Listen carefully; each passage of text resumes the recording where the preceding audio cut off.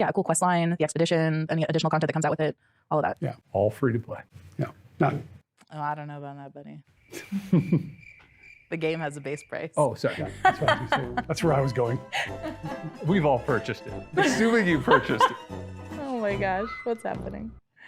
Ahoy! The new Dev QnA gives us a lot of information about upcoming content, but also how they want to handle content that they haven't handled that well in the past, which I think is very important and very interesting, so let's get into it.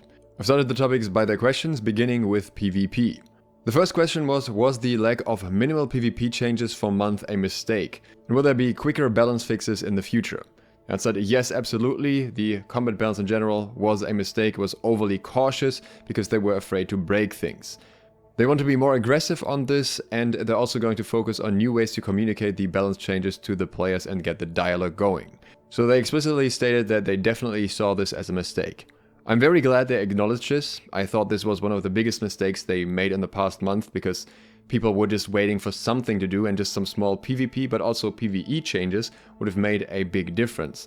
For example, they could have just introduced the upcoming Bane change for PvE weapons, for ranged weapons, and that alone would have given a new kind of purpose for mages in PvE that wasn't there before, and that would have given them something to do until the bigger patch comes.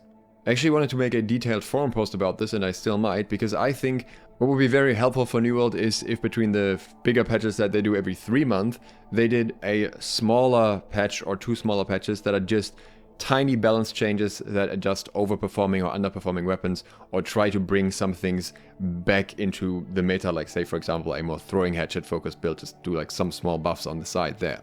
This is how many PvP focused games, even outside of the bubble of MMOs, handle their balance, and I think it would be a very useful, effective model for New World. Next, they were asked if there will be any meaningful PvP updates this year, and they said we'll have cross-world OPR, the colored VFX, which I still think shouldn't be praised as much as a feature as they're doing it, but well, it is one of the features, I suppose. They want to do a PvP track polish, which they already talked about, the new arena map, and the changes to the influence wall that they already talked about.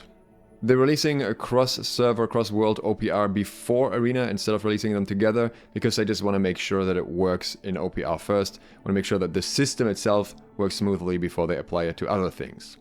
When asked if they're planning to add new things to faction vendors, they said yes, that is in discussion, but nothing they can share right now.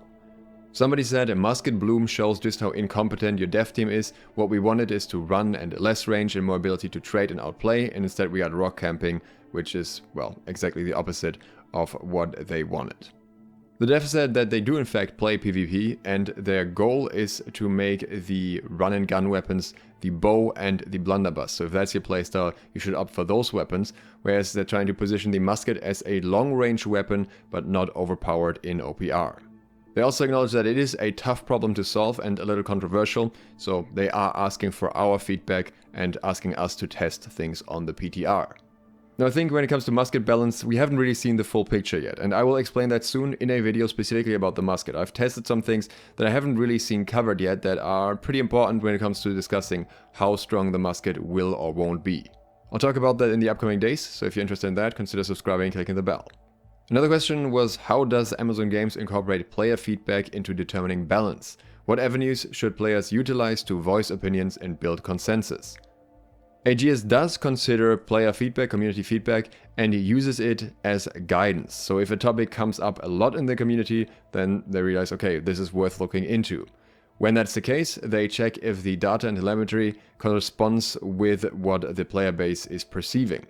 They do often receive contradictory feedback, hence they need those deep investigations. I think this is the approach most game studios take nowadays, and it makes sense, because if you think about it, if you for example ask people if the musket is balanced, or if the greatsword is balanced, then you will have people that use those weapons be more likely to tell you that they are balanced, or maybe even need a buff, whereas people that don't like those weapons and don't like playing against them and maybe don't use them themselves would be more likely to tell you that those weapons are overpowered and need a nerf.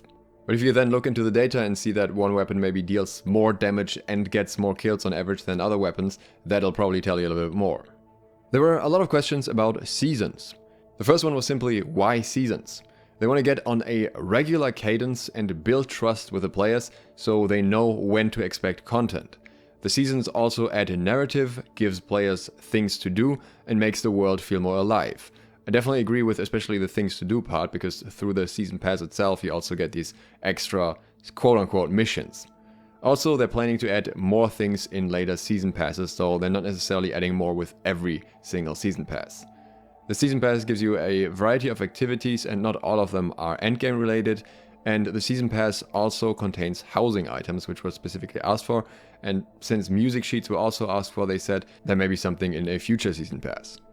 They also explained the season pass itself in a bit more detail. If you want to know more about the season pass, I made a video showing how everything in the season pass works. I will link that in the corner right here. Somebody asked if the season model was created after releasing the first roadmap. I thought that was a bit funny. I get where it's coming from. It's the idea like, oh, the roadmap was poorly received, so now we make a new one and we're introducing seasons. But realistically, all of the technology behind seasons cannot be done by a team like the New World team in that time span, I'm pretty sure. And they said no, they started working on this in last year in June. They estimate that it'll take casual players around 50 to 60 hours to complete the season pass. And they also emphasize that they don't want us to try and complete it in a single day, but rather enjoy it, enjoy the ride, which I think is definitely the better suggestion here. There will not be any new expeditions that are exclusive to the season pass. Season pass is the season pass and the content that comes with the season is separate from that. Somebody asked if you could equip and grind past season passes if you weren't able to finish them during the time the season pass was out, because you are only playing very casually. They said the season pass will not remain after a season, so that unfortunately won't be the case, but some of the content will stick around. Only some of it though, because some will kind of merge into the next part of the story with the next season.